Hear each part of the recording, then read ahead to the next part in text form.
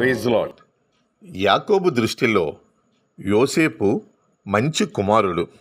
అతని అన్నల దృష్టిలో యోసేపు పనికిమాలిన కలలు కనేవాడు. మిద్యానీయుల దృష్టిలో చౌకగా దొరికిన బానిస. పోతీఫర దృష్టిలో మంచి పనివాడు. పోతీఫర భార్య దృష్టిలో అందమైన కుర్రాడు. చెరసాల అధిపతి దృష్టిలో మంచి ఖైదీ. కానీ అందరూ పొరబడ్డారు. దేవుని దృష్టిలో యోసేపు ఐగుప్తు దేశానికి ప్రధాని. నిన్ను ప్రజలు ఎలా చూస్తున్నారో అనే విషయం పట్టించుకోవద్దు.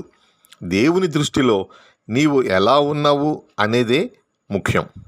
నీ ప్రక్కవారిని చులకనగా చూడవద్దు. దావీదు ఒకప్పుడు గొర్రెలను కాచినవాడే.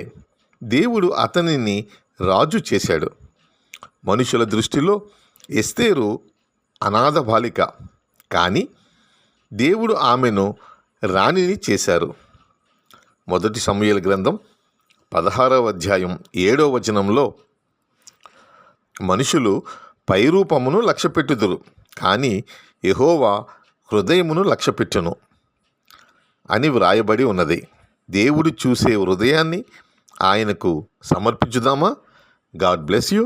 Thank you.